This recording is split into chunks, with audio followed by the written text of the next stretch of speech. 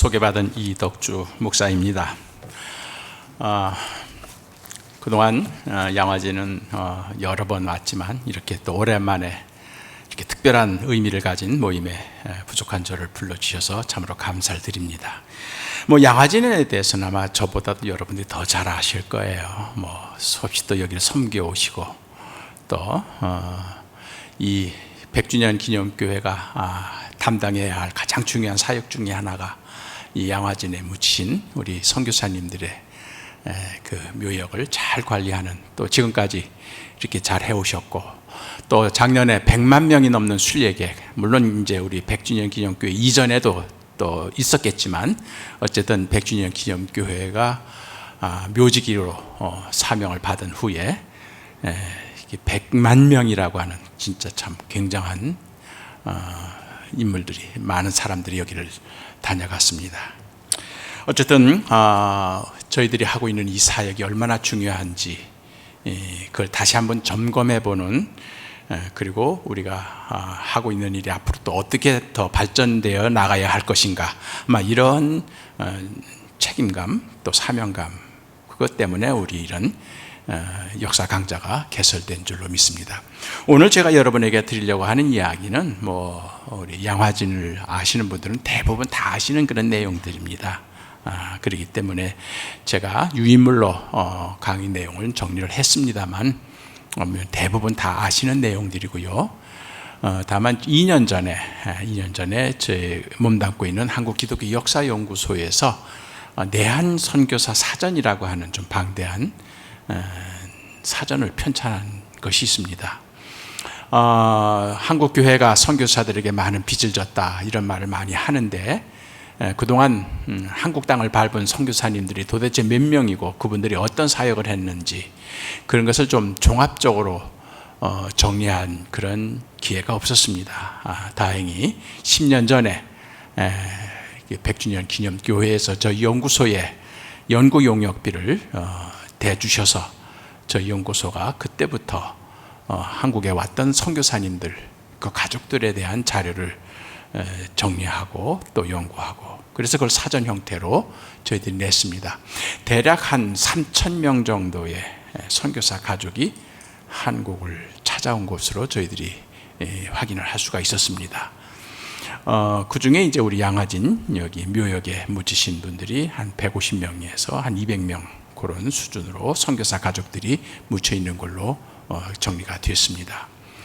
그 사전을 편찬하는 과정에서 저희 연구소의 집필진들이 그동안에 몇몇 아주 유명한 분들, 우리가 양화진을 방문하면 꼭 필수적으로 그렇게 방문해야 할 그런 묘역의 주인공들이 있지 않습니까? 그런 분들 그저 손꼽아봐야 한 20-30명 됩니다. 그런 분들 중심으로 그동안에 우리가 선교사들에 대한 이야기를 전해 들었었는데, 이번에 그런 선교사 사전을 편찬하는 과정에서 그분들 못지않게 아름다운 신앙의 흔적을 보여줬던 선교사님들의 행적을 저희들이 발견할 수가 있어서 참 저희들도 좋았고요. 그렇게 해서 재작년 12월에 저희들이 그 사전 봉헌식을 할 때 바로 이 자리에서 저희들이 봉헌식을 했습니다.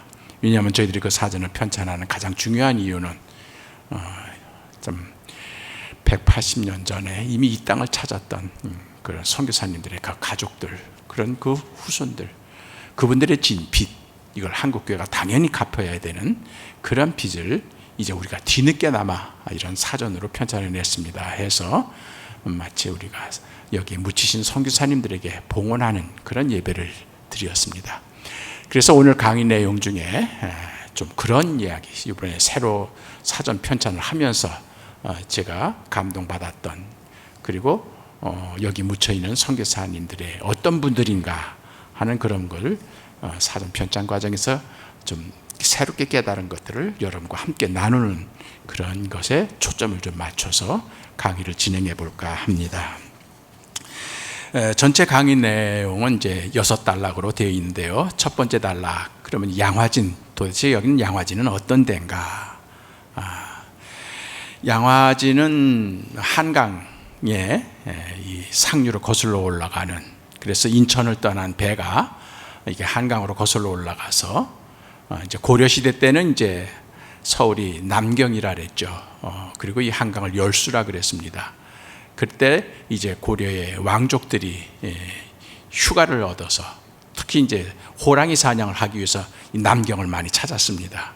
그래서 사냥터를 중심으로 해서 남경이 조성이 됐었는데, 그때도 이제 예성강을 거슬러서 이제 이 한강으로 들어오면은 이제 그 남경으로 들어가는, 서울로 들어가는 그런 길이었습니다만은, 본격적으로 이 한강 유역이 이제 개발된 것이 이제 태조 임금께서 조선 왕조를 수립을 하고 이제 개성에서 이쪽 남경으로 수도를 옮기면서 이제 한양이라고 하는 새로운 도읍이 형성되면서부터 이제 여기가 바로 한강이 바로 그 수도로 통하는 그런 교통의 요지가 된 거죠.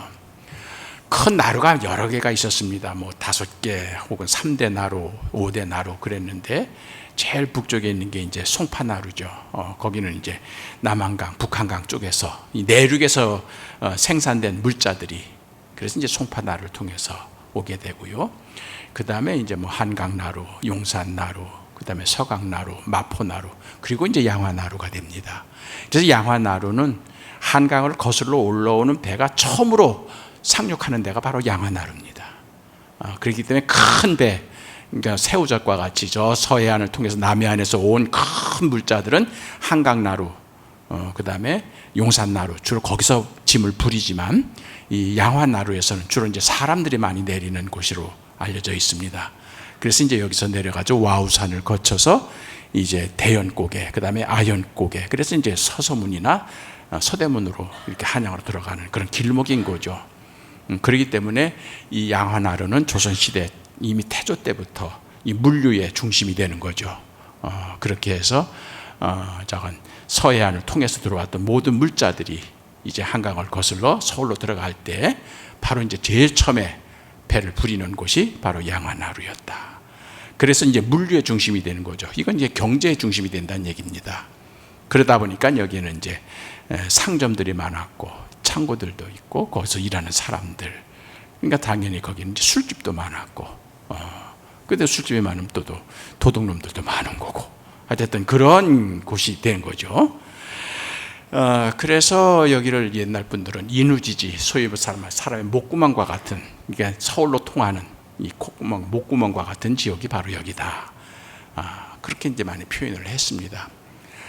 뿐만 아니라 여기는 마포나루나 용산나루나 한강나루와는 좀 달리 풍류의 중심이기도 했죠. 그래서 조선시대 시인 묵객들이, 양반 상류층, 양반 귀족층들이 이 경치를 즐기는, 그래서 이제 이 양화라고 하는 말이, 양이라고 하는 뜻이 버드나무 혹은 버들가지 그런 뜻입니다. 그러니까 이제 봄이 되면은 저쪽 서강나루에서부터 이 양화나루까지 이게 한 3km 되는데, 거기가 이제 버드나무가 아주 장관을 이뤘답니다. 이 강변으로. 그러다 보면은 이 버드나무 꽃이 봄이 되면 이렇게 하얀 눈처럼, 솜처럼 이게 떨어지잖아요. 그러다 보면 그걸 밟으면서 이제 시인 묵객들이 즐기는데, 그걸 마치 이 봄에 눈을 밟는 것과 같다, 이제 그런 뜻으로, 그래서 양회답설이라는 그런 양화답설이라는 그런 말도 생겼다고 합니다. 그러니까 양화라는 게 버들나무 꽃이죠. 그거를 눈처럼 밟는 그런 곳이다. 그리고 이제 조금 있으면 나올 터인데, 이제 제일 추운 겨울에 얼음을 뚫고 나온 이제 피는 꽃이 버들가지죠. 버들가지, 이 냇가에 많이. 그래서 이 버들가지가 아주 이게 많았던, 그렇게 해서 이제 거기서 양화라는 말이 생겨났다고 그럽니다. 그리고 이 잠두봉, 저 앞에 있는 지금 절두산 순교자 기념관에 있는 이것이 원래는 이제 잠두봉인데 누에 머리 닮았다 해서 이제 잠두봉이라고 붙였죠.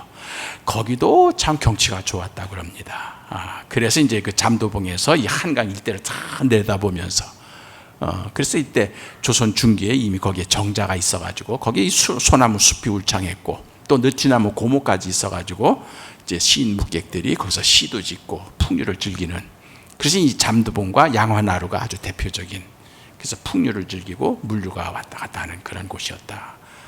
그리고 바로 이 뒤쪽 아래쪽에 있는 망원정, 이 망원정은 이제 세종대왕의 형인 양녕대군이 지었다고 하는, 그렇게 해서 조선시대 내내 거기는 이 경치를 즐기는 사람들이 항상 거기서 시를 읊으면서, 그 건너편이 이제 선유봉이잖아요. 그 선유봉에 선녀들이 논이는, 그러면 거기에 그냥 소나무 숲을 내다보면서 거기서 이제 풍류를 즐기는, 또 거기서 이게, 그러니까 중국에서 오는 사신들이 대체로 육로를 통하면은 이제 의주를 통해 가지고 저쪽 이제 육로로 해서 평양, 개성 거쳐 가지고 벽제해서 무학제 넘어 가지고 무화관으로 해서 서울로 들어갑니다. 근데 어떨 때는 이제 해상으로 오는 중국 사신들도 있어요. 배편으로. 육로는 너무 오래 걸리기 때문에. 그러면 이제 배편으로 오는 사람들은 주로 이제 이 죄물포로 들어와서 한강으로 거슬러 올라오는데, 이 사신들이 제일 먼저 내리는 데가 바로 이 양화나루가 되는 거죠. 그래서 이제 중국에서 사신들이 오면은 을에 우리나라 정부에서 중국 사신들을 접대하거나 환송할 때 제일 마지막 제일 좋아하는 것이 바로 망원정 파티였답니다. 그래서 망원정에서 거기서 푸짐한 음식을 배설하고 그러면서 이제 중국 사신들을 대접하는 그런 문화가 있어서, 그 중국 사신들이 이 망원정에 양화진에 와서 그런 대접을 받은 다음에 이 뱃놀이, 선유라 그러죠. 뱃놀이를 하는데, 여기서 배를 띄워가지고 한강을 오르락 내리락 하면서 하는데, 이 잠두봉을 보면서 그게 마치 소동파의 시에 자주 나오는 적벽과 비슷하다 해가지고 이 사람들이 귀국해가지고 자기 문집에 시를 많이 발표하는데, 이 잠두봉에 관한 시들이 여러 편이 있다고 그럽니다. 그래서 이 잠두봉은 중국에까지 알려지는, 그런 서울 한양 가면은 꼭 거기 망원정 그리고 이 잠두봉을 둘러보는 그런 데로 되는 거죠. 그러다 보니까는 이제 결국 그런 이 풍류와 물류의 중심이었는데, 당연히 여기는 또 국방의, 이 나라를 지키는 국방의 요새가 되기도 합니다. 왜냐하면 바로 서울을 지키는 관문이기 때문에. 그래서 이쪽이 조선 수군들이 해상 훈련을 하면은 국왕이 진짜 내려다 보면서 그 수군 배에 그 전쟁하는 그런 모의 훈련을 할 때 이 망원정에 임금님이 내려와 가지고 그걸 지켜보는 그런 고사도 있다고 그럽니다. 특히 이제 임진왜란을 겪으면서 이 바다 해안 수비가 얼마나 중요한지를 깨달은 우리 조선 정부에서는 집중적으로 이제 해안마다 이제 망대를 설치하고 그다음에 초소를 설치하는 그런 걸 합니다. 그래서 주로 이 한양으로 들어온 입구인 강화도, 김포, 한강 요 역에는 계속 포대를 만들고 진지를 구축을 해서 어떤 국방의 아주 중요한 요소가 되는 거죠. 그러니까 당연히 이 잠두봉, 망원정 이것이 바로 그런 차소수가 됩니다. 우리 양화진 외국인 묘원에서 저쪽 절두산으로 넘어가다 보면 거기 화강암으로 큰, 전에는 한 20년 전에는 없었던 것이 여기 지자체에서 만든 그런 주주도를 볼 수가 있을 겁니다. 아마 그것이 제가 보기에는 이제 해상 훈련을 할 때 거기에 누각이 있어가지고 거기에서 군 지휘부처럼 수장대처럼 그렇게 군 지휘부로 사용했던 건물에 그런 잔재를 복원해 놓은 것이 아닌가 이런 걸 생각을 해봅니다. 이 양화나루, 잠두봉 이것이 이제 한국 근대 역사에서 본격적으로 한번 좀 예민하게 대두가 된 것이 1866년 7월에서 10월 사이에 있었던 병인 교난이라고 하기도 하고 병인 박해라고도 하고, 요건 이제 교회 쪽에서 붙인 날입니다. 일반사에서는 병인 양요라 그러죠. 병인년에 일어난 서양 사람들의 소요다, 뭐 그런 뜻입니다. 병인 양요 혹은 병인 박해 이것은 이제 대원군 집권 초기에 일어납니다. 이제 고종 황제가 어린 나이에 즉위됐지만 실권을 고종 황제가 가지고 있었기 때문에 아주 집권 초기에 자기의 정권의 확보를 위해서 정치적인 의도로 결국 천주교도들을 대거 체포해서 처형한 그런 사건이죠. 대원군 자신은 그 처가나 외가 쪽으로 상당수의 천주교인들이 있었습니다. 그의 외갓집, 그의 할아버지가 바로 천주교도로 오인을 받아가지고 강화도에 유별당해서 거기서 돌아가셨거든요. 그렇기 때문에 천주교와 그냥 무관한 집안이 아니에요. 그래서 이제 한때는 운현궁, 그 대원군의 사저가 그 부인들 여성 중심으로 형성된 천주교 신앙 공동체 집회가 열리는, 그래서 민간에서는 운현궁은 천주교도들의 소굴이다 뭐 이런 말까지 돌 정도로. 그래서 실질적으로 대원군도 홍봉주라든지 어쨌든 그 자기 측근에 천주교 신자를 측근으로 채용을 해서, 그렇게 해서 이 러시아가 자꾸만 밀고 내려오니까 이 러시아의 세력을 막을 수 있는 이의제이란 말이 있죠. 오랑캐는 오랑캐로 막아야 된다. 그래서 러시아의 남하를 막을 수 있는 방책의 하나로 프랑스 힘을 좀 빌려보자. 왜냐하면 한국에 와서 선교하는 외국인 선교사들이 프랑스 선교사들이었거든요. 파리 외방전교회라고 하는 선교에서 전적으로 한국 선교를 전담했기 때문에 프랑스 배경의 선교사들이 들어와서 활동을 하고 있었거든요. 그렇기 때문에 이제 이 대원군도 이런 천주교를 배경으로 한 이 프랑스의 힘을 빌어서 러시아를 좀 막아버리라. 근데 그런 정치적인 계획도 삼았었습니다. 그런다 이제 그가 급격하게 천주교 박해 쪽으로 방향을 튼 데는 몇 가지 이유가 있는데, 이제 첫째는 집권 초기니까 불안해요. 집권 초기니까 자기의 정권의 정통성. 그러니까 헌종이 후사 없이 죽은 다음에 철종도 직계가 아니잖아요. 이것도 반개 조직에서 사도세자의 후손들 가운데 이제 왕을 세운 거잖아요. 근데 철종도 후사 없이 또 죽었어요. 그러다 보니까 결국 대원군의 아들인 고종이 그 왕이 됐잖아요. 그러니까 이 정권의 정통성이 없이 자기가 정권을 잡으니까 어떤 정권에 대한 불안감이 있는 거죠.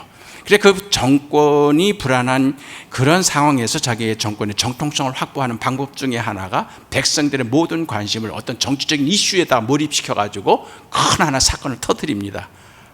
이게 바로 이제 천주교도 대박해가 된 거예요. 왜냐하면 천주교도는 이미 들어온 지 50년이 넘었습니다. 그러다 보니까 이제 사학이라 해서 이미 순조 때부터 계속해서 천주교를 박해하는 그런 정책을 써왔거든요.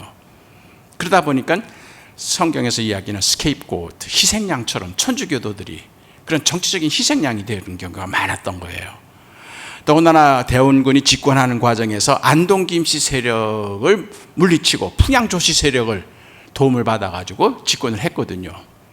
근데 이제 안동김씨 세력들이 철종 치하에 정권을 휘어잡았는데 안동김씨 세력들이 천주교도들을 어느 정도 용인하는 그런 정책을 썼었습니다.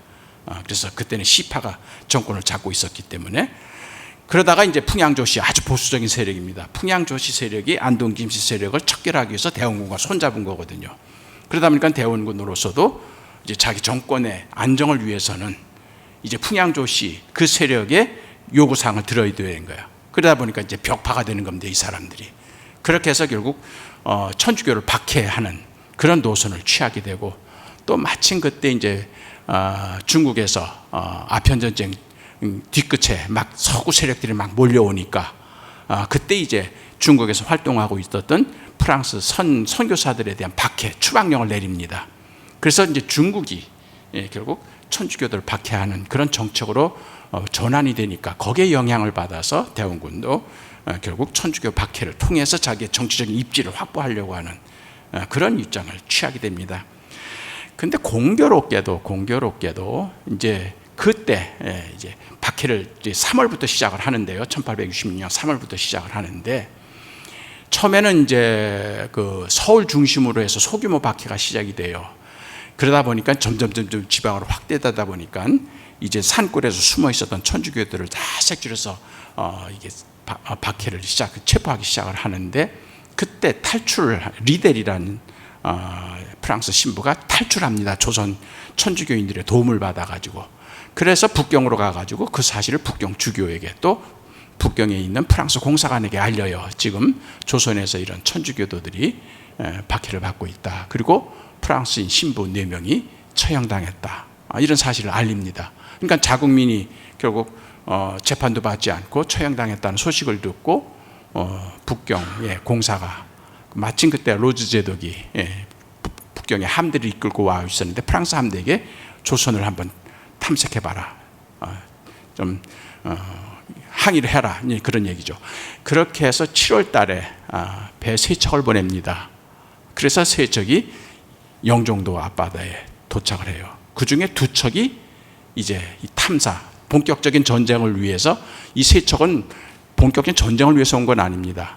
한번 수로를 탐사해봐라, 이 군함이 어디까지 들어갈 수 있는지. 왜냐하면 해도가 없으니까요. 조선은 아직도 서방에 개항을 한 적이 없기 때문에. 그래서 이 군함이 접근할 수 있는 최 한계점이 어딘지, 그래서 이제 2척을 영종도 앞바다에서 이 한강으로 해서 옵니다. 공교롭 때 그게 이 양화진 나루까지 와요. 그러니까 대원군이 굉장히 예민해진 거죠. 그렇게 해서 어영군을 급파해서 여기 수비하게 합니다. 그래서 김포에서부터 거슬러 올라가는 함대에 육지에 있었던 조선 함포 사격을 합니다. 근데 그게 얼마나 가요? 가다 풍 떨어지죠. 근데 저쪽에서는 서양식 대포로 정확하게 조준을 해서 그 포지진을 박살을 내는 거예요. 그리고 거기서 천경화합니다. 우리 조선군이 이 프랑스 함대의 그 위력을. 겁이 달달달 난 거죠. 그런 상황에서 양화나라까지 왔다가 여기를 탐색을 다 합니다. 그 사람들은 본격 전투를 위해서 온 게 아니기 때문에. 그리고 돌아가요. 그리고 난 다음에 3달 후에 7척의 함대를 다시 중국에서 프랑스 함대가 옵니다. 그게 이제 유명한 병인양요로 이루어진 강화도 점령. 그래서 한 달 동안 강화읍을 비롯해서 저 정족상선에 이르기까지 거기를 그냥 프랑스 군들이 공격을 해야 하면서 점령을 하면서, 그러면서 많은 문화재를 약탈해가는 그 사건이 이제 그해 8월 9월에 일어납니다. 또 공교롭게도 그 같은 시기에 프랑스와는 별개로 미국 프레스턴 무역회사 소속인 제너럴 셔먼호가 평양에 들어갑니다. 그래 그 사람들은 대동강을 거슬러 올라가가지고 평양 관문 바로 대동강 앞에 거기 양각도 거기까지 들어가가지고 개항을 요구해요. 그래서 여러분이 국사에서 배우는 대로 제너럴 셔먼호 사건이 거기서 일어나는 거죠. 그 배의 안내자가 누구냐면 로버트 토마스라고 하는 영국 개신교 선교사예요. 이분이 중국에서 선교하시던 분인데 제너럴 셔먼호가 중국을 통해서 조선으로 나간다 그러니까 이분 개인적으로는 복음을 전하기 위하여 이번 기회에 한번 복음을 전해야 되겠다 해가지고 그 배에 통역검 안내인으로 동승을 했던 겁니다. 그런데 그 프레스턴호는 상선이지만 그 파는 물건이 무기입니다. 서양 무기예요. 그래서 무기를 가지고 동양 각국에 가서 이 무역을 하는, 그러다 보니까 대포도 있는 거예요. 그래서 거기서 결국 무력 충돌이 일어나는 거죠. 우리가 잘 아는 대로. 그래서 그 배가 불타고 승무원들이 다 죽죠. 토마스 목사님도 그때 거기서 대동강가에서 희생당합니다. 이게 바로 양화진에 배 주척이 나타났다가 돌아간 그 직후에 이 사건이 떨어져요. 그러니까 대원군이 얼마나 지금 예민했겠습니까? 그런 상태에서 9월 달에 드디어 프랑스 함대가 강화도를 점령한 겁니다. 그러니까 4달 전에 왔을 때도, 두 탐사선이 왔을 때도 그 배의 안내자가 탈출했던 리데 신부였어요. 프랑스 신부였어요. 그리고 탈출했던 천주교 신도들이 거기에 또 역시 동승에 있어서 길 안내를 한 겁니다. 이걸 대원군이 안 거예요. 그러니까 평양에서도 미국 배가 들어오고 이 양화진에도 프랑스 배가 오는데 다 선교사들이 거기 통역 겸 길 안내자로.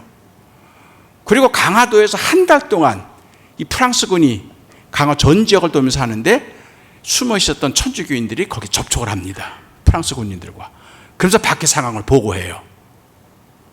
그러면서 차제에 대원군을, 이 정권을 무너뜨려가지고 종교 자유를 좀 얻어보자, 이런 음모를 한 거죠. 그러니까 대원군으로서 굉장히 예민할 수밖에 없는 거죠. 그렇게 해서 1866년 9월부터는 양화진이 새로운 천주교도들의 박해 장소가 됩니다. 순교 장소가 됩니다. 왜냐하면 여기 프랑스 배가 2척이 왔다거든요. 그러니까 이제 논리는 그거예요. 서양 오랑캐가 오염시킨 한강물을 천주교인들의 피로 씻어내야 한다. 이 논리였습니다. 그래서 그 전까지는 천주교도들을 죽이려면 어디서 죽이냐? 새남터에서 죽였어요. 새남터는 어디냐면 바로 그 원효로예요. 그 용산에서 한강대교 가다 보면 거기 크게 선수교 성지 만든 데 있죠. 거기가 바로 새남터가 전례적으로 조선의 대표적인 사형터였습니다. 공개적인 목을 잘라줘, 참수형. 그 다음에 천주교인들을 죽인 데가 아니면 소소문 밖이에요. 그게 어디냐면 바로 중림동 서울역, 거기 바로 공원으로 조성된 거기에요. 그래서 거기에서 주로 지금까지는 천주교인들을 죽였는데 1866년 가을부터는 양화진이 새로운 천주교인들의 처형지로 추가가 됩니다. 대원군이 그렇게 한 이유는 아까 얘기했던 대로 프랑스 함대가 여기 들어와서 무력 시위를 벌이고 갔기 때문에, 그래서 이걸 천주교인들 때문에 결국 우리나라가 이런 위태로운 지경에 처했으니까 천주교인들의 피로 이 물든 우리 한강물을 씻어내야 된다. 그래서 그때 1년 사이에 29명이 죽고요, 처형당하고. 그런 다음에 이제 천주교 박해가 끝나는 건 이제 1873년에 고종 황제가 결국 민씨 세력에 밀려서 이제 대원군이 정권을 결국 아들한테 넘겨주잖아요. 그러니까 이제 고종 황제는 10년 만에 비로소 이제 자기가 정권을 잡게 된 거예요. 그러면서 이제 쇄국 정책에서 이제 개방 정책으로 바뀌게 되는 거죠. 그래서 1873년까지 가서야 이제 천주교도들의 박해는 이제 종결이 됩니다. 근데 그 사이에 한 140여 명의 천주교인들이 바로 양화진에서 순교를 하게 되는 거죠. 그러다 보니까 이 양화진의 명칭이, 이 잠두봉의 명칭이 절두산으로 바뀌게 된 게 천주교인들이 붙인 이름이에요.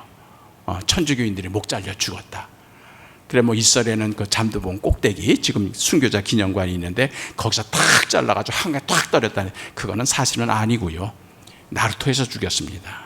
왜냐하면 사람들이 많이 보이는 데서, 사람들이 많이 있는 데서 공개 처형을 해야 공포심을 불어넣고 경각심을 불어넣어서 다시는 천주교를 믿어야 되겠다는 생각을 아예 뿌리를 뽑아야 되기 때문에 그런 공개적인, 그래서 산꼭대기에 사람도 몇 명 올라가지 못한 거기서 처형한 건 아니고요.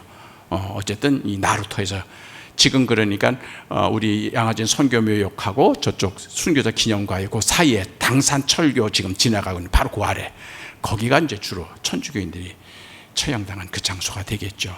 그래서 거기 지금 기념공원으로 조성해 놓지 않습니까? 어쨌든 그때부터 이제 천주교인들 사이에 이 잠두봉이 절두산으로 불리기 시작을 한 거죠. 그러다가 이제 1956년에 한국 천주교에서 이 일대를 삽니다. 돈을 주고. 그래서 절두산 저게 성지이기 때문에 순교자들의 피가 흘렀다 해서, 그렇게 해서 이제 거기를 성지화하면서 그때부터는 이제 잠두봉이라는 이름을 대신 절두산이라는 이름을 이제 사용하게 된 거죠. 그렇게 해서 결과적으로는 이제 물류와 풍류의 중심이었던 이곳이 이제는 우리 한말, 그 조선 말기 이때 이제 막 개방 개혁의 소용돌이 속에서 결국 서양 이양선이라 그러죠. 서양배가 처음 등장해가지고 세력 과시를 한 곳이고, 그걸 계기로 해서 천주교인들이 박해를 당하고 피를 흘린 그러한 곳이었다. 그래서 저는 개신교 학자이지만 이 저 길 건너편에 있는 절두산 순교자 기념관과 우리 이쪽에 있는 양화진 선교사 묘역, 어떻게 보면은 다 외국에서 선교사들이 복음을 전하기 위해서 한쪽은 가톨릭 라인으로, 한쪽에서는 프로테스탄트 라인으로 이 땅에 와서 목숨을 버린 사람들의 어떤 그런 피, 흔적, 희생의 흔적, 여기에 이기는 거죠. 우리 양화진 선교사 묘역이 한국 개신교의 대표적인 성지가 됐잖아요. 뭐 100만 명이 넘어갔다니까. 그런 만큼 저쪽 절두산은 한국 천주교의 대표적인 성지 순례지입니다. 왜냐하면 저긴 1984년에 교황 바오로 2세가 결국 병오년, 그 다음에 기해박해, 그 다음에 병인박해 때 순교한 103명의 한국 순교자를 성인으로 시성하기 위해서 한국을 방문한 적이 있어요. 그때 교황이 바로 여기 앞에 이 절두산에 와서 거기서 미사를 집전하고 갔거든요. 그렇게 교황이 다녀간 다음부터는 이제 저 절두산 순교자 기념묘는 전 세계적인 순교자의 순교 순례 성지가 됐습니다. 그래서 한국의 천주교인들이 가장 많이 방문하는 곳이 바로 절두산 순교자 기념관이에요. 그래서 가톨릭도 프로테스탄트도 그렇게 해서 순교와, 여기는 선교고 저기는 순교예요. 여기는 미션이고 저기는 마티덤이에요. 둘 다 M이에요. 그 두 M의 만남도 저는 기대합니다. 자가 순교하러 왔던 선교사로 왔던 죽은 이 외국에서 온 이 선교사들의 희생, 그것을 이제 간직한 데가 바로 이 양화진이라 여러분이 그렇게 보시면 되겠습니다. 자, 그런 다음에 그럼 양화진은 이제 어떻게 해서 개신교 선교와 관련이 됐는가 하는 부분입니다. 이제 3번이 되겠습니다. 앞서 말씀드렸던 대로 이제 대원군 치하에서는 우리가 뭐 개방개혁, 외국과의 교역은 전혀 생각지도 못하죠. 그러다가 이제 1873년에 고종 황제가 물론 이제 민비 명성 황후의 뒷배경도 있긴 있었습니다만 자관 친정 체제로 돌아가다 보니까 그 대원군이 추구했던 쇄국 정책, 대외 쇄국 정책을 이제 폐기하고 이제는 해외 외국과의 교역을 시작하는 그런 것으로 이제 정책이 바뀌죠. 그걸 제일 먼저 깨닫고 한국과 수교조약을 맺은 건 이제 일본입니다. 여러분 잘 아는 대로 운양호 사건이 1874년에 일어나잖아요. 그리고 나서 그 이듬해에 강화도 조약이라고도 하고 조일 수고 조약이라고도 하고 하여튼 일본과 이제 교역이 시작이 됩니다. 그래서 일본은 이미 한국보다 30년 앞서서 메이지 유신을 통해서 해외 대외 개방 정책을 쓰고 그러면서 적극적으로 외국 문물을 받아들여서 아시아 국가 중에는 가장 서구화된 그런 나라로, 근대화된 나라로 막 변모하는 그런 상황이죠. 그러다 보니까 이제 일본이 제일 일찍이 이제 조선의 문호를 개방하는 그런 나라가 되었습니다. 그런 다음에 이제 1882년에는 결국 미국하고 우리가 또 수교를 맺게 되죠. 그리고 나서 이제 1년 후에는 영국과 러시아, 독일, 그 다음에 이제 제일 늦게 1886년에 바로 프랑스가 제일 늦어요. 왜냐하면 천주교 밖에 그것 때문에. 그래서 1886년에 이제 프랑스하고 수교 조약을 맺어서 이제 우리도 외국하고 교역을 하게 되는 그런 관계를 맺게 됩니다. 미국은 제네럴 셔먼호 사건, 그리고 그걸 외교적으로 해결하려고 했던 게 1871년에 신미양요죠. 여러분도 잘 아실 겁니다. 신미양요도 역시 강화도에서 일어났던 사건이죠. 이걸 겪으면서 미국도 결국 제일 늦게나마 이 아시아에서 조선과 교역을 하려고 하는 그런 정책을 펼칩니다. 그래서 이제 1882년에 이제 수교 조약을 맺죠. 그리고 나서 그 이듬해 5월에 바로 초대 공사 푸트를 서울에 파견합니다. 그래서 제1대 주한 미국 공사로 부임을 하죠. 그럼 거기에 이제 답방을 해서 우리가 또 미국에 공사를 보내야 합니다. 근데 아직 그때 국력이 미국의 독자적인 공사관을 운영하기가 어려웠던지 이제 외교 사절단만 보냅니다. 그동안 이제 보빙 사절단이라 그랬는데 최근 사학계에서는 이제 겸미 사절단이라고 합니다. 이거는 1881년에 우리가 일본에 수교한 다음에 일본이 어떻게 발전되는지 한번 가서 보고 와라 해서 소위 신사유람단이라고 옛날에는 붙였지만 잠깐 일본을 가서 한번 좀 암행 시찰하고 와라. 그렇게 해서 이제 거기에 육일준이라든지 김옥균이라든지 홍영실이라든지 젊은 이 관료 자제들을 미국, 일본으로 보낸 거죠. 그래서 이 사람들이 돌아와가지고 우리도 바로 서양과 교역을 해야 합니다. 그렇게 진언하니까 고종 황제가 그럼 미국 수교를 좀 서둘러라 해서 1882년에 미국하고 이제 인천 제물포에서 수교 조약을 맺는 거죠. 그런 다음에 이제 미국 공사가 왔지 않습니까? 그럼 우리도 보내야 돼요. 그래서 이제 미국 공사, 초대 공사를 보내기보다는 국왕의 특사 자격으로, 그래서 고종 황제의 처조카가 되는 민영익을 수반으로 해서 그래서 겸미사절단에 참여했던 사람들도 많이 동참을 합니다. 그렇게 해서 이제 거기에 겸미사절단을 5월 달에 파견을 하죠. 그래서 이제 이 사람들이 일본을 거쳐서 태평양을 건너서 미국에 도착한 게 이제 9월입니다. 그래서 9월에 도착을 해서 그 사람들이 한 달간을 미국의 전역을 둘러보면서 결국 시찰하는 거죠. 그러니까 일본에 가서 우선 충격을 받죠. 같은 아시아 섬나라라고 해서 깔봤는데 일찍이 서구 문물을 받아들여 가지고 벌써 그때 봐서 기선을 만들고 철교를 만들고 기차를 운행하고 하는 길은 일본을 보면서 굉장히 충격을 받죠. 그래서 미국 땅에 가서 더 큰 충격을 받죠. 그랬을 때 이제 한국의 개방도 시급하게 추진해야 되겠다는 그런 생각을 하고 이 사람들이 돌아와서 고종 황제에게 더 적극적으로 개방 정책을 진언을 하게 되죠. 그런데 이분들이 미국에서 머물던 상당히 아주 좀 재밌는 교회사 속으로 재밌는 사건이 벌어집니다. 이분들이 이제 시카고에서 열린 박람회도 참석을 하거든요. 박람회가 그냥 소금 운물 그거 다 볼 수 있는. 그래서 시카고에 그 박람회를 보고 이제 워싱턴으로 돌아오는, 워싱턴 DC가 수도니까 워싱턴으로는 기차 안에서 그때 당시에 볼티모어에서 목회하던 감리교 목사님인 가우처를 만납니다. 가우처 박사를. 이 가우처 박사는 볼티모어 연해 소속으로 볼티모어 여자 대학을 설립한, 지금 가우처 칼리지로 바뀌었습니다. 그러니까 교육에 대한 관심도 많고, 특별히 이분은 중국 선교와 일본 선교에 관심이 많아서 자기 디킨슨 대학의 선배인 맥클레이라고 하는 선교사가 중국 개척 선교사로 가서 사역할 때 20년 동안 그를 후원합니다. 그리고 일본에서 또 10년 동안 일본 선교 개척할 때 그를 또 후원합니다. 그렇게 해서 아시아 선교에 대한 굉장히 관심이 많았던 분이에요. 평소에 이분이 기차 안에서 아주 낯선 동양인들을 만나는 거죠. 그래 보니까 중국 사람도 아니고 일본 사람도 아닌 이 조선이라고 하는 나라에서 온 아주 생소한 나라인데, 거기에 이제 민영익 수반 외교단 단장이죠. 그를 대화를 하게 됩니다. 그때 이제 중국 공사관에서 통역을 붙여주었어요. 그러다 보니까 민영익을 비롯한 이 조선의 사절단들도 일본을 거쳐서 미국 시찰하는 동안에 우리가 우물 안의 개구리였다는 걸 압니다. 그래서 이 조선도 이제는 개방을 해야 되겠다, 이런 생각을 하고 있던 차에 이제 가우처 박사를 만난 겁니다. 그러면서 대화하는 중에 일본도 보니까는 선교사들이 들어와가지고 적극적으로 병원을 세우고 학교를 세우고 그래 근대화하는 그 과정에서 선교사들이 중요한 역할을 하고 있다는 사실을 안 겁니다.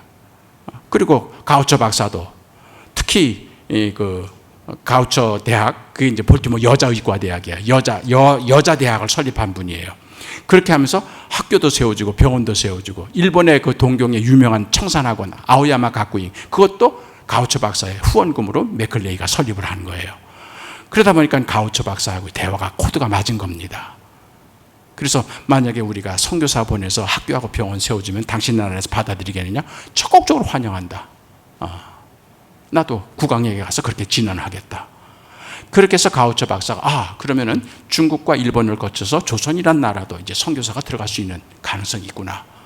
그래서 그해 1883년 11월에 자기 개인 돈 $2,000를 미국 뉴욕에 있는 선교본부에다가 그걸 기부하면서 한국 선교 시작하자, 가능성이 있다, 그렇게 얘기를 해요. 그리고 이제 평소에 친분이 있던 동경에 있는, 도쿄에 있던 맥클레이에게 편지를 씁니다. 자기가 민영익을 만나서 이런 대화를 했다, 가능성이 있다, 왕의 조카가 이렇게 적극적으로 문을 개방하겠다. 그러니까 당신이 직접 한번 서울 가서 확인해봐라, 가능성이 있는지. 그래서 맥클레이 박사가 1884년 6월 24일에 인천 제물포에 와요. 그리고 이분이 한강을 조그만 배를 갈아타고, 왜냐하면 기선역이 못 들어오니까, 그렇게 해서 양화진을 내렸을 것으로 봐요. 그래서 이 사람이 서울로 들어가요. 그때 이제 미국 공사관이 있으니까 미국 공사를 통해서 의향서를 제출합니다. 미국 사람들이 이 조선 땅에 들어와서 학교하고 병원을 해도 좋겠습니까? 그런 의향서를 외부에 정식으로. 그때 마침 우리 외부의 협판, 이게 차관이죠. 독판이 이제 장관이고 협판인데 실무적인 일을 다 하는 사람입니다. 그 사람이 누구냐면 김옥균이에요. 결국 신사유람단으로 일본 가가지고. 근데 김옥균이 맥클레이 부인한테 영어를 배운 사람이에요. 그러니까 맥클레이 부인을 알아요. 그러니까 맥클레이가 부부가 왔거든요. 그러니까 친분이 있는 거죠. 또 후트 공사가 초대 미국 공사로 부임하면서 일본에 도착했다가 거기서 영어 공부를 하고 있는 윤초를 만나요. 윤초도 신사유람단으로 건너갔다가 거기에 머물러 앉아가지고 동인사라고 하는 근대 교육기관에 남아서 영어를 공부하고 있었어요. 그렇게 해서 윤초를 자기 개인 통역관으로 채용을 합니다. 그래서 윤초는 푸트공사와 함께 서울에 들어와서 미국 공사관에서 통역관으로 일을 해요. 그러면서 고종 황제가 그를 신임해서 그 외부에, 그때는 통성교섭아무라고 이름을 바꿨습니다. 이름 밑에 있습니다만, 그게 주사로 말단 공무원으로 임명을 해요. 그래 겸직을 하고 있었던 거죠. 그러니까 분위기가 아주 좋았던 거죠. 그러니까 민영익을 비롯해서 미국에 갔던 사절들도 귀국해서 고종 황제에게 계속해서 보고를 하는데 우리도 개방해야 된다. 그런 상황에서 이제는 선교사의 의향서가 외부를 통해서 제출이 된 거예요. 그러다 보니까 결국 고종 황제도 흔쾌히, 그래서 7월 3일자로 소위 미국 사람들이 들어와서 학교하고 병원 해도 좋다 허락을 냅니다. 그때 이제 통역으로 참여했던 윤치호 씨가 그 현장에 있다가 그걸 자기 일기에 써요. 그래서 주상께서 미국 사람들이 조선에 들어와서 학교하고 병원을 하는 것을 허락하셨다. 그리고 나서 이제 맥클레이는 7월 8일 날 이제 다시 일본으로 돌아가기 전에 외부에서 배설한 이 망원정 환송 파티에 참석합니다. 그래서 양화진을 방문한 최초의 개신교 선교사는 맥클레이예요. 그래서 이제 망원정에서 그때 이제 외부의 책임자가 바로 김옥균이에요. 협판이니까. 김옥균이 바로 가심정변 일어나기 6개월 전이에요. 아니 3개월 전이에요. 그러니까 가심정변 때 결국 실패하고 일본으로 망명했다가 10년 만에 중국 상해에서 자객에 참살당하 죽잖아요. 그리고 결국 그 시신이 이 양화진 날에 옵니다. 그래서 양화진 날에서 그의 몸이 13조각으로 나뉘어져 전국 각도로 부관 참시가 돼요. 그리고 그의 목은 양화진 나루에 대역 부도제인 해가지고 팻말에 붙어져 있는, 그러니까 꼭 10년 만의 일이에요. 그러니까 아마 이 역사의 아이러니 같아요. 이 망원정에서 맥클레이 환송 만찬을 베풀었던 김옥균이 10년 후에 자기 목이 거기 걸려 있을 걸 알았을란가 몰랐을란가. 어쨌든 그런 사건이 있는 거예요. 그러니까 이런 모든 과정을 통해 보면 그 후에 1년 후에 이제 북장로회, 남장로, 북감리교회 두 교단이 제일 먼저 반응을 합니다. 조선 국왕이 학교하고 병원 해도 좋다. 그러니까 이제 학교할 선교사, 병원할 선교사로 골라서 뽑아요. 그러니까 장로교에서는 학교할 선교사로 온도우드, 병원을 할 선교사로 알렌과 헤론, 감리교에서는 학교할 선교사로 아펜젤러, 병원할 선교사로 스크랜턴, 그리고 어머니 스크랜턴은 여학교. 그러니까 미국에서 보낼 때 그냥 마구잡이로 보낸 게 아니라 조선 정부에서 허락한 학교와 병원, 그걸 할 수 있는 의사와 교사를 선발해서 보낸 거죠. 그러니까 이분들이 다 1885년 4월에서 6월 사이에 다 서울에 도착하거든요. 그럼 이분들이 다 일본을 거쳐서 오는데 배를 타고 인천 앞바다에 다 내려요. 그럼 그분들이 육로를 통해서 이쪽으로 올 수도 있지만 대부분 작은 배에 옮겨 타가지고 이 양화나루에 내려서 이제 서울로 들어가는 겁니다. 그러다 보니까 그 양화진이라는 데가 선교사들이 묻히기 전부터 이런 대외 개방, 그 갈등과 충돌, 그리고 결국 선교사들이 들어오는 첫 상륙지, 여기가 바로 양화진이라. 그래서 이 양화진을 한국 선교의 관문, 전 그렇게 보는 겁니다. 바로 그런 곳에 선교사들의 무덤이 조성됐다는 것은 상당히 의미가 있는 거예요. 자, 그러면 이제 선교사들의 무덤이 어떻게 해서 조성이 되었는가? 우리나라와 수교 조약을 맺는 외국인들은요, 첫 번째로 그들이 요구하는 건 개항장입니다. 자기네 국적의 배가 자유롭게 드나들면서 무역할 수 있는 항구를 열어달라. 그게 첫 번째 요건이에요. 그래서 이제 일본이 제일 먼저 그걸 요구를 합니다. 그렇게 해서 부산, 원산, 그 다음에 세 번째가 제물포예요. 인천. 그렇게 해서 나중에 이제 목포, 그 다음에 군산 이런 게 다 합니다만은, 작은 초기에는 이 세 개의 항구가 이제 외국 배가 들어와도 좋다. 그러다 보니까 두 번째로 요구하는 건 그들이 안심하고 살 수 있는 조개지예요.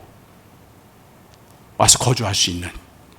그러니까 여러분 인천에 가면 거기 만국공원 가는 게 길 양편으로 중국 조개지, 일본 조개지 딱 나누는 거 보시죠. 그런 식으로 해서 외국인들이 자유롭게 와서 생활할 수 있는 그러한 조개지를 요구를 합니다. 그 다음에 세 번째가 뭐냐면 마음 놓고 장사할 수 있는 개장시를 요구합니다. 그러니까 무역을 할 수 있는. 그러니까 항구에서 무역하기가 어렵잖아요. 그러니까 거기 자유무역 시장처럼 외국인들이 자유롭게 장사할 수 있는. 그래서 그걸 끈질기게 요구합니다. 그래서 일본이 제일 먼저 요구한 데가 양화진이에요. 여기에 일본인 조개지를 만들어주고 여기에 개장시를 만들어 달라. 근데 이제 일본에게 먼저 그걸 혜택을 주기를 조선 정부는 꺼려 하는 거예요. 그렇게 해서 이제 1890년이 돼서야 용산을 그 개장시를 허락을 합니다. 그러니까 지금 이제 무슨 전쟁 박물관이 있는데 그 일대죠. 거기를 이제 자유무역지대로 개방을 해주는 거죠. 그러다 보니까 자연스럽게 1890년 이후에는 이제 용산 그 개장시에 드나드는 게 이렇게 양화진보다는 한강, 그 다음에 이 용산 나루터, 거기가 더 가까우니까 구리로 이제 많은 외국배가 드나들게 됩니다. 어쨌든 그런 과정인데, 그 다음에 이제 마지막으로 요구한 게 뭐냐면 여기서 죽은 사람들, 서양 사람들의 묘지를 해달라는 요구를 합니다. 그러니까는 죽은 다음에 본국으로 올라가려면 비용도 비용이지만 기간도 너무 길고, 더군다나 시체 방부 처리가 불가능했던 그 시절이기 때문에, 그렇기 때문에 결국 죽은 그 자리에 묻혀야 되는데, 그러기 위해서는 외국인 매장지가 필요하다. 이걸 제일 먼저 걸고 조약문에 넣은 게 영국이에요. 그래서 영국은 1883년 우리나라랑 수교 조약을 맺으면서 자국민이 죽었을 때 묻힐 수 있는 매장지를 달라. 그거는 좀 무료로 좀 내주고, 그 다음에 운영비는 세관에서 걷는 세금으로 외국인들이 자체적으로 운영을 할 수 있도록 해달라. 이걸 영국이 제일 먼저 요구합니다. 그래서 1883년에 인천 외국인 묘소가 개설이 돼요. 그러니까 우리나라 땅에 외국인이 묻힐 수 있는 최초의 땅은 인천이 먼저였습니다. 그래서 그때부터는 이제 인천에 정박해 있던 그 각국 나라의 해군 수병들이 죽으면 거기 묻히고, 또 인천에서 장사하던 천국 사람들이나 일본 사람들이나 영국 사람들이 죽으면 또 거기서 묻히고, 그래서 영국이 1883년부터 인천에 이제 그런 매장지를 맞아가지고 이제 외국인들이 묻힐 수 있는 땅을 해주는 거죠. 선교사들은 그냥 외국인 상인들과는 달라요. 선교사들은 본국을 출발할 때 죽기를 각오하고 온 사람들입니다. 이미 죽음을 각오하고 오는 사람들이에요. 거기가 내가 죽을 자리다. 저는 그래서 여기 우리 학생들이랑 여기 쭉 방문한 다음에 제일 마지막 학생들한테 던지는 질문이에요. 여기 묻힌 사람들은 누굴까? 왜 얘들은 여기에 묻혔을까? 저는 그렇게 표현합니다. Those who came to die. 죽기 위하여 온 사람들. 저 사람들은 본국을 떠날 때 이미 살아서는 다시는 여기를 못 온다는 각오를 가지고 온 사람들이다. 그렇기 때문에 은퇴한 다음에 본국에서 죽었어도 시신을 여기로 옮겨가려고 하는, 이게 선교사의 독특한 마인드예요. 왜냐하면 하나님이 나를 이곳에 보내셨으면 거기서 내 목숨을 버리라고 보내는 것이지, 친구를 위하여 자기 목숨을 버리는 자 이보다 더 큰 사랑이 없다. 이것이 바로 선교사들이 가지고 있는 마인드였던 거죠. 그리고 장사꾼들이랑 다른 거죠.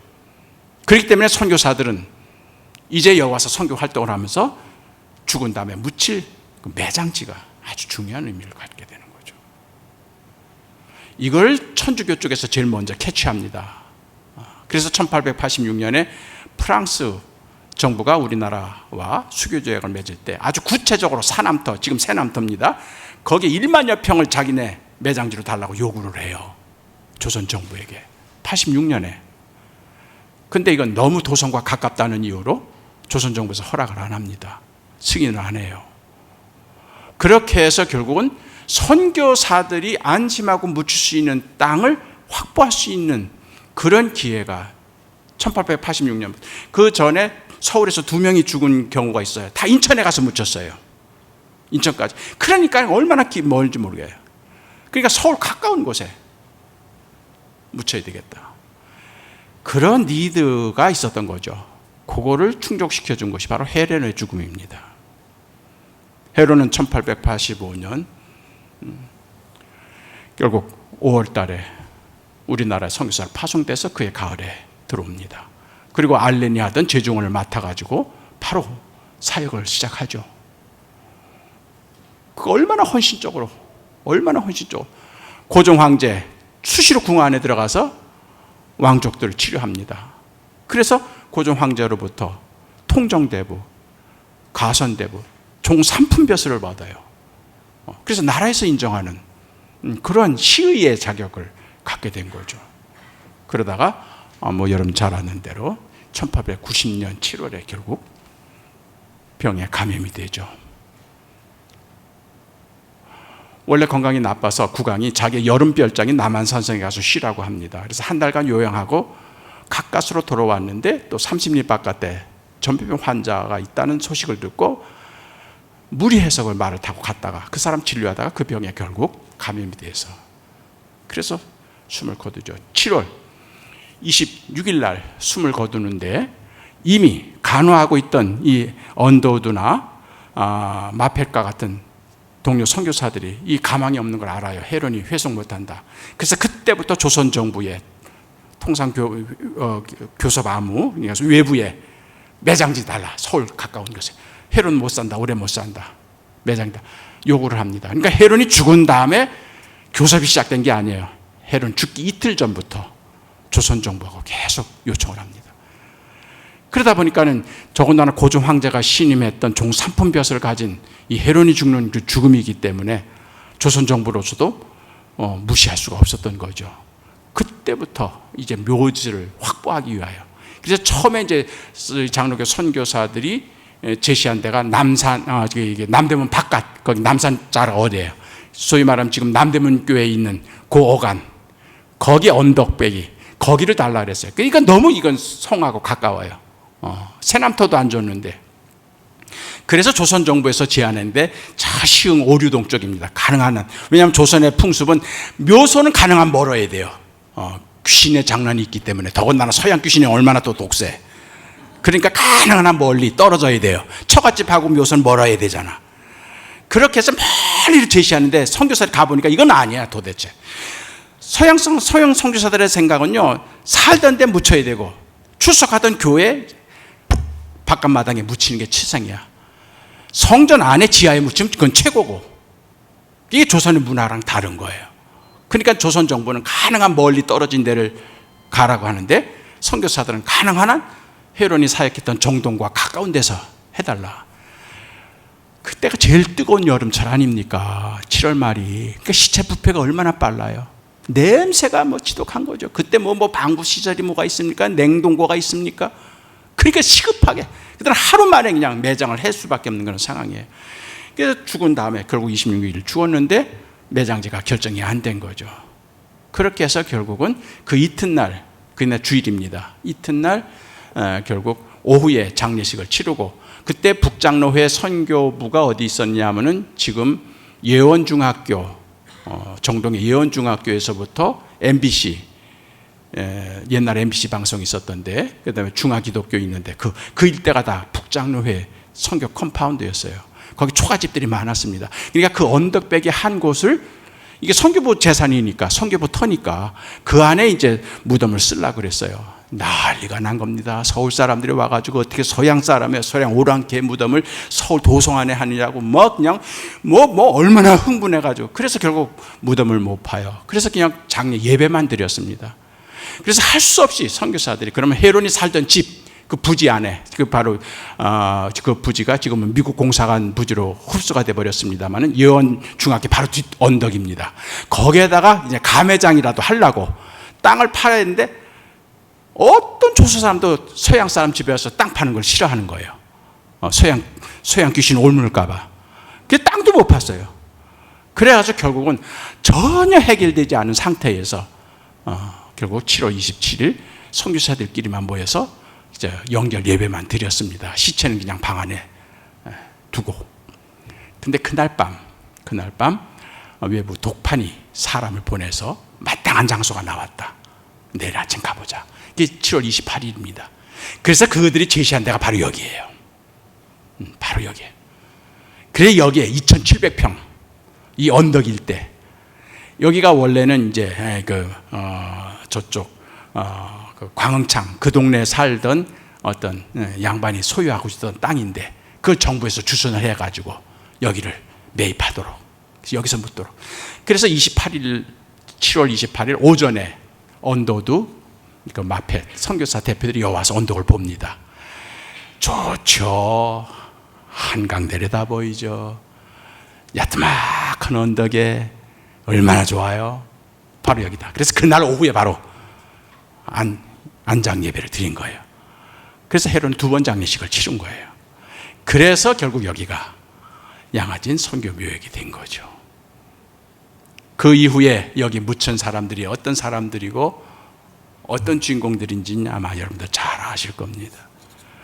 어쨌든 그렇게 해서 헤론이 묻히면서부터 비로소 여기가 이제 외국인들이 죽으면 묻힐 수 있는 장소로, 그 후에도 이제 1905년에 여기 이제 도로도 나달라, 또 옆에 있는 삼천병을 더 삽니다. 그렇게 해서 묘역을 좀 넓히고, 그 다음에 조선 정부에게 이 묘원 개념이 없었기 때문에 이게 뭐 함부로 묘소를 훼손하고 그러거든요. 그러니까 여기 펜스를 쳐달라, 뭐 이런 걸 끊임없이 외교부하고 연결을 합니다. 그러다가 결국 1913년에 이제 신장로가, 소위 말하는 그 대로가 여기 나게 되고, 그러면서 경성 구민 묘지회라고 하는 이 묘지 관리를 위한 정식적인 단체가 설립이 되죠. 그렇게 해서 각국 외교 공관 대표, 그 다음에 선교사 대표, 그 다음에 서울에 와 있는 모든 외국인 상인들, 기술자들, 이런 대표들, 그렇게 해서 공동으로 운영하는 그러한 법인체가 만들어져서, 이제 그 후에 나중에 이제 100주년 기념 사업에서 이양한 건 아마 다음 강의 때 여러분께서, 그리고 왜 우리 100주년 기념교회가 묘지기 역할을 하는가. 저는 묘지기라고 안 하고 능참봉이라 합니다. 그래서 이 능참봉 역할을 하게 됐는지 그건 아마 여러분들이 더 잘 아셔야 생각합니다. 자, 그 다음에 자료집에 이제 10쪽부터 11쪽 그 내용을 보면은요, 제가 이제 내한기독교 선교사 사전을 편찬하면서 그동안 어렴풋이 알았던 이 양화진에 묻혔던 분들의 개인적인 그런 사적들을 한번 다시 정리할 수 있는 기회가 있었습니다. 특별히 그동안 잘 알려져 있는 그런 헤론을 비롯해서, 그 다음에 홀, 언더우드, 그 다음에 무어, 벙커, 헐벗, 이런 많은 그 선교사들에 대한 이야기는 여러분도 잘 아시겠지만, 이번에 정리하면서 제 마음에 좀 움직였다, 제 마음을 끌었던 그랬던 몇몇 그런 케이스들이 있습니다. 1890년에 헤론이 제일 먼저 묻혔고요. 그 다음에 3년 후에 올링거의 어린 자녀 둘이 죽습니다. 그리고 하디의 어린 딸이 원산에서 출생했는데 하루 만에 죽어요. 그 다음에 레이놀즈의 또 아들이 또 출생 10일 만에 죽어요. 그러니까 헤론이 묻힌 다음에 1893년에 묻힌 이 4명의 아이들은 다 아이들입니다. 선교사 자녀들이에요. 이후에도 쭉 보게 되면요, 초기에 묻힌 사람들이 대개 3부류의 사람이 많습니다. 하나는 의사가 많아요. 헤론, 그 다음에 빈턴, 어쨌든 의사들이 많고, 그 다음에 간호사들이 많아요. 간호사들이. 왜 그랬을까? 결국 의사나 간호사는 한국인들의 질병을 치료하다가, 특히 전염병을 치료하다가 그 병에 감염이 된 케이스죠. 그러니까 그때 당시에 마스크나 제대로 썼겠습니까? 방역시설이 제대로 있었겠습니까? 그러다 보니까 환자들이 앓고 있는 질병에 그대로 노출이 돼버린 거죠. 그러다 보니까 결국 제1의 희생자들이 의사나 간호사들이고, 세 번째가 아이들이에요. 면역력이 약한. 그래서 이 세 부류 희생자들이 거의 초반에 주를 이룹니다. 아마 이것이 선교사 가족들이 겪어야 했던 첫 번째 시련이고 고통이 아니었는가 생각이 됩니다. 그 다음에 이제 제 가슴에 울렸던 분 중에, 여러분 잘 아는 분들은 제가 생략하겠습니다. 1903년에 돌아가신 존슨이라는 분이에요. 이번에 이제 제가 이 사전을 편찬하면서 새롭게 보았는데, 그동안에 이분의 묘비는 제가 스쳤어요. 그냥 지나갔습니다. 근데 보면은요, 이분은 74년에 미국에서 출생해서 북장로회 목사로 미국에서 목회하다가 결혼한 다음에 바로 1902년 12월에 한국 선교사로 파송을 받아 와요. 근데 오는 도중에 부인이 태평양 함선이 건너오는 배 안에서 중이염을 앓게 됩니다. 중이염만 이게 별거 아니거든요. 병원에 가서 그냥 이 약목 주사만 날 수 있어요. 근데 이게 배 안에서 한 달 보름 걸립니다. 그때 배에. 거기서 결국 치료에 때를 놓친 거예요. 그래서 중염이 결국 그 병균이 뇌까지 침범을 합니다. 그래서 일본 고베에 도착했을 땐 결국 회생 불가능해서 거기서 숨을 거둡니다.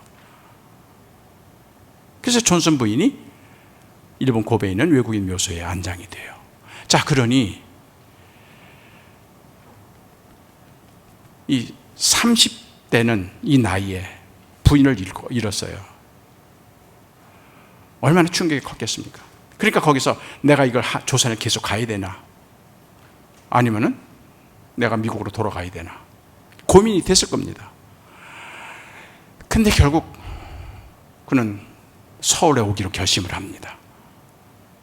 아마 이 부분에서 저는 생각하기를 죽은 부인이 나에게 뭘 하기를 원할까? 결국 선교 사역을 포기하고 본국으로 돌아가는 걸 원할까? 아니면은 자기 없어도 조선에 선교사로 나가기를 원할까?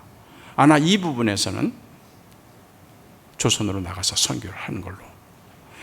그렇게 해서 이분이 결국 서울에 도착해서 1903년 2월에 도착을 하는데 한 달 만에 죽어요. 천연두에 걸려서. 그러니까 어학 공부도 하기도 전에 서울 도착하자마자 그냥 바로. 그러니까 그동안에는 우리가 캔주릭이 제일 짧은 기간 한국에 선교했던 걸 많이 우리가 알고 왔어요. 양화진을 방문하는 사람들한테. 이제 캔주릭은 그래도 6개월이나 있었죠. 이 존슨은 딱 한 달. 그것도 앓다가 죽은 거예요. 근데 여러분 그분의 묘에 가보면요, 그 사이에도 한국 이름을 이 양반이 지어요. 찬양할 찬자로. 존슨의 그걸 찬양할 찬자로 이름을 써. 아프면서도 자기 한국 이름을 만들고. 그러면서 이제 선교사들의 기록을 보면은 그가 우리에게 보여준 건 죽는 모습밖에 보여준 것이 없다, 이렇게 얘기를 해요, 동료 선교사들이. 그가 결국 서울에 와서 우리에게 보여준 것은 죽는 모습인데, 어떤 죽는, 그리스도 안에 죽는 모습이 어떠한 것인지를 우리에게 보여주었다.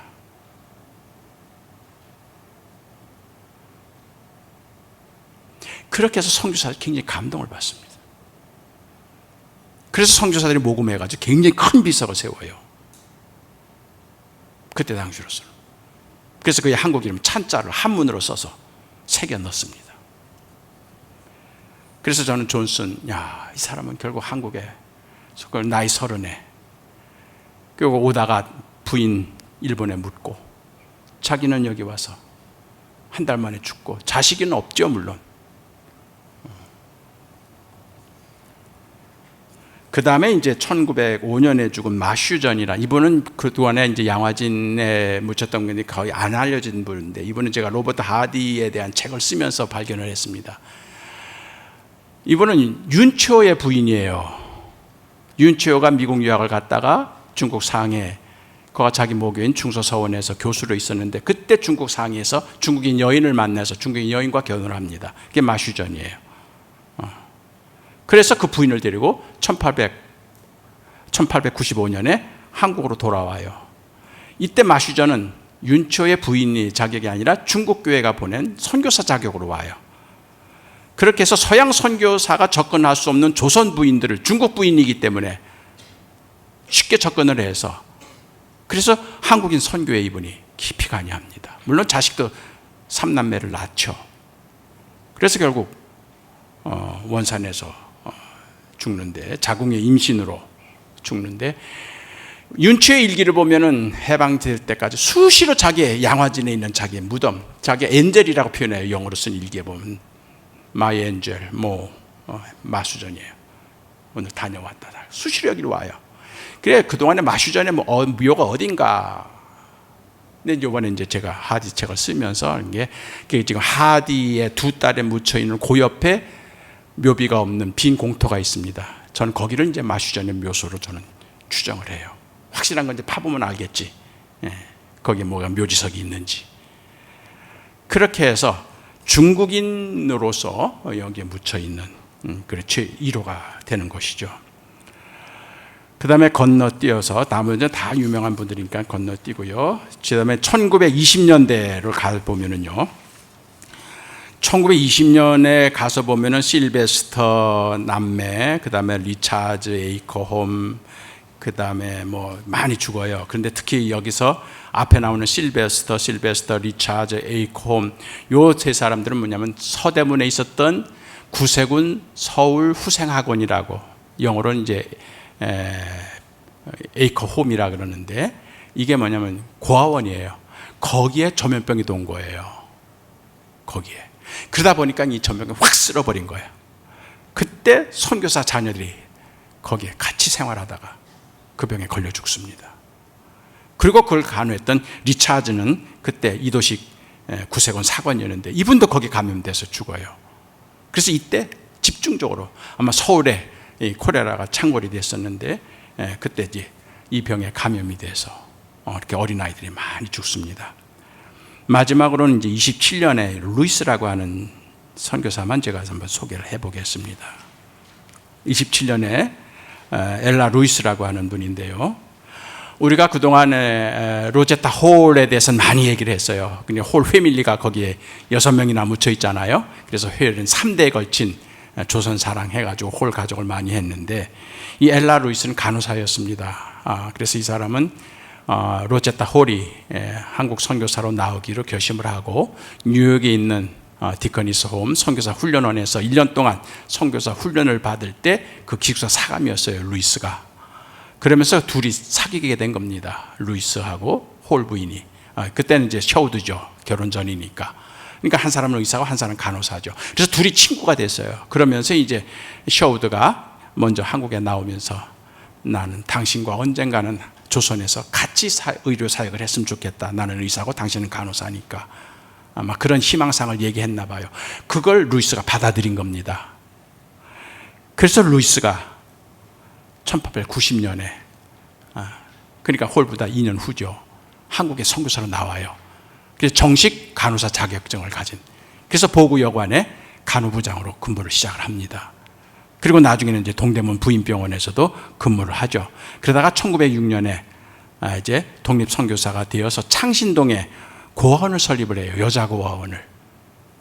그래서 1927년 죽을 때까지 창신동, 그 대표적인 빈민촌이었습니다. 슬럼가에다가 거기에 또 오는 이 매춘부들이 많았던 데예요. 그러다 보니까 여자 고아들이 결국 거리로 매춘걸로 계속 팔려가는 거예요. 그래서 그 여자 고아를 위한 사비를 털어가지고, 펜실베니아 출신인데, 그래서 사비를 들여가지고 거기에 고아원을 짓고 그 사역을 합니다. 그러다가 결국 27년에 죽는데, 그 무렵에 이제 홀 부인이죠, 로제타가 서울에 올라와서 여자 의학교를 하려고 합니다. 그러니까는 처음에는 박에서더처럼 미국에 데려가서 공부도 시키고 일본으로 유학도 보내, 돈이 너무 많이 든 거예요. 그러다 보니까 이제는 안 되겠다. 여자 의사들이, 선교사들이 여기 조선 여성들에게 의학을 가르쳐 가지고 그들이 총독부에 의사 면허증 시험만 합격하면 되니까, 그래서 여자 의학 강습소를 시작하려고 했던 그런 때입니다. 그랬을 때 홀에게 안식년 휴가를 27년에 떠나는데, 그에게 죽기 전에 유언을 합니다. 내가 죽으면은, 그때 이미 건강이 악화가 됐어요, 이 고아원, 이 부지와 이 건물을 당신이 하려고 하는 의학교 강습소로 써라. 그 유언이 된 겁니다. 그렇게 해서 결국 28년에 홀 부인이 서울로 돌아와서 조선 여자 의학 강습소를 그 건물에서 해요. 그게 나중에 우석대학 부속병원이 되었고, 나중에는 고대의대 부속병원이 되는 거죠. 그래서 저는 이 내용을 이번에 정리하면서, 이 두 사람의 우정, 결국 이 우정이 죽기까지, 마지막 친구를 위하여 목숨을 버리면 이보다 더 큰 사랑이 없다 했는데, 우리가 홀부인 얘기는 했지만 그 뒷면에서 알려지지 않았던 이런 루이스의 무덤도, 그래서 루이스의 묘비는요, 그 고아들이 세워준 겁니다. 그래서 저는요, 이 양화진에 있는 묘비 가운데 가장 소중한 것은 존슨의 묘비하고 바로 루이스의 묘비라고 생각합니다. 거기 보면 한국 사람들이, 그 고아 출신들이 나중에 성공해가지고 거기에 묘비를 한문으로 새겨요, 묘비명을. 엘라 루이스 묘비. 자, 이제 결론 얘기를 하겠습니다. 그러면 양화진에 묻혀있는 이 선교사들의 묘역은 어떤 신학적인 의미를 가지고 있을까? 저는 두 가지로 봅니다. 토마스 홉스라고 하는 1920년대 30년대 경성 구민 묘지회 그 총관리인으로 했던 구세군 사관입니다만은 이분은 이제 대형 성소공의 총무로 한국 한글 성경 반포 사업을 주관하던 분이에요. 이분이 이제 1931년에 코리아 미션 필드라고 하는 선교사 잡지에 바로 이 양화진 외인 묘소에 대한 그 기록을 합니다. 그러면서 역사와 현황을 쭉 설명하면서 그 서두가 뭐냐면 아브라함이 자기 아내 사라가 죽었을 때 햇사람 그 에브론의 땅을 돈 주고 사는 막벨라 동굴, 그걸 제일 앞머리에 넣어요. 그게 되면 이건 홉스 개인뿐만 아니라 이 양화진 외국인 묘소를 보는 선교사들이 이 양화진 외인 묘지가 갖고 있는 신학적인 의미를 아브라함이 처음으로 가나안 땅에 들어가서 자기 소유로 돈을 주고 산 땅, 그래서 내 눈인 다 오르는 거 다 너와 너 후손에게 주리라 하나님은 약속을 해 주셨는데 그 약속 성취의 첫 실현이죠. 비록 막벨라의 동굴이 크진 않아요. 거기에 딸린 텃밭과 동굴 하나입니다. 그러나 그 하나를 아브라함이 확보함으로 그 이후에 자기 아내뿐만 아니라 자신도 거기 묻히고 이삭도 리브가도 거기에 묻히고 야곱도 애굽에서 죽었지만 유언을 통해서 막벨라 동굴에 묻어달라 해서 거기가 이스라엘의 첫 번째 성지가 된 거죠. 그것이 나중에 헤브론이 되고 결국 예루살렘으로 수도를 옮기기까지 다윗 임금님의 통치국 행정 수도가 된 거죠. 그러니까 해방 전에 여기 와서 묻혔던 이 선교사들의 묘역을 선교사들은 막벨라의 조선의 막벨라라는 칭호를 붙여준 거죠. 그래서 하나님의 약속의 성취의 첫 실현, 이 땅을 너에게 주리라. 이 땅을 너에게 주리라. 그래서 그것이 바로 헤론의 죽음이 시작이 된. 그래서 헤론의 묘비를 보면 알겠지만 오벨리스크 양식이에요. 이 양화진에 있는 묘비들이 제일 많은 양식 중에 하나가 오벨리스크 양식입니다. 오벨리스크 양식은 고대 이집트로부터 최근 현대 워싱턴 DC에 이르기까지 제국주의적인 마인드를 가지고 있는 국가들의 수도에 세워지는 중심이에요. 여기가 세계 중심이라는 거죠. 그게 바로 오벨리스크 양식이에요. 그러니까 헤론이 죽은 다음에 선교사들이 그의 묘비를 오벨리스크 양식으로 왜 택했을까? 아마 이것은 바로 이 조선 땅을 하나님께서 우리에게 주시리라 할 때 그 첫 약속의 성취, 이곳이 중심이 돼서 이 조선 땅의 복음화가 이곳이 하나님 나라로 확장되어 나가는 그 출발점이 바로 여기다. 그래서 오벨리스크 양식을 거기다 세운 것이 아닌가 생각이 됩니다. 그 다음에 많은 것 십자가 양식이에요. 십자가 양식. 이건 뭐 내가 설명하지 않아도 결국 그리스도의 십자가, 그 사랑, 그것이 결국은 여기에 묻힌 선교사들의 사역을 한마디로 설명한 것이죠. 이 열악한 조선 땅에 와서 또 후반에 가면은 특히 이제 38년도에 최초로 벙커가 미국에서 은퇴하고 죽으면서도 나를 여기 묻어달라. 그래서 그 부인이 유해를 가지고 여기 들어와서 33년에 양화진에 묻죠. 그게 본국에 가서 은퇴하고 살다가 죽어서 한국 땅에 묻힌 첫 번째 케이스입니다. 그래서 그 무덤을 시신을 가지고 왔던 벙커 부인도 본국으로 돌아가지 않고 한국에 남아서 죽을 때를 기다려요. 그래서 5년을 더 살다가 38년에 죽어서 여기 묻혀요. 남편 곁에. 이것이 이제 해방 후에는 줄줄이 들어오는 거죠. 언도도 가문도 그렇고. 결국 은퇴 후에 본국에 갔지만 결국은 내가 묻힐 곳은 양화진이다. 결국 그들은 보다 나은 본향을 향하여 자기의 육신의 고향을 떠난 사람들의 무덤이 되는 거죠. 마스크랜턴 부인 1909년 10월에 죽은 그 부인 개척 선교사로서 그가 여기에 묻혔을 때 그 아들이 그 묘비를 세우고 그 아들 묘소는 고베에 있습니다. 그러면서 십자가 모형을 세웠죠. 그리고 다른 묘비 모형 없습니다.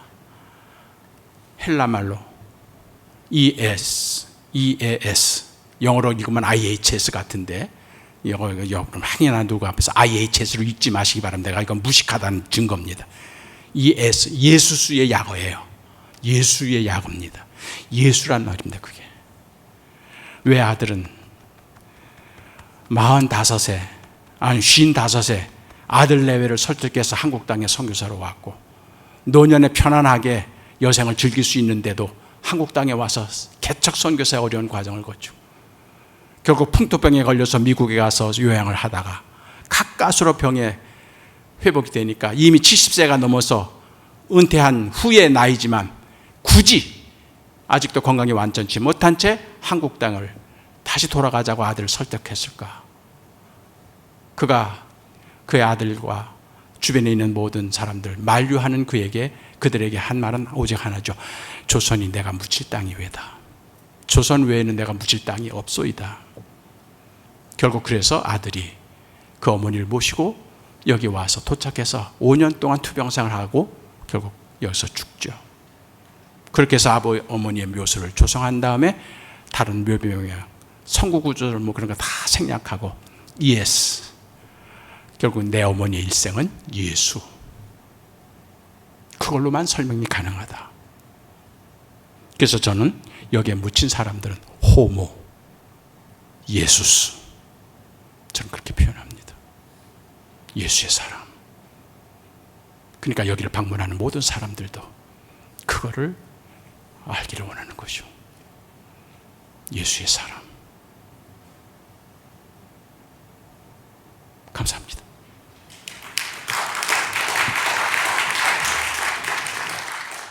오늘 강연을 위해서 수고해 주신 이덕주 목사님께 큰 박수 부탁드립니다.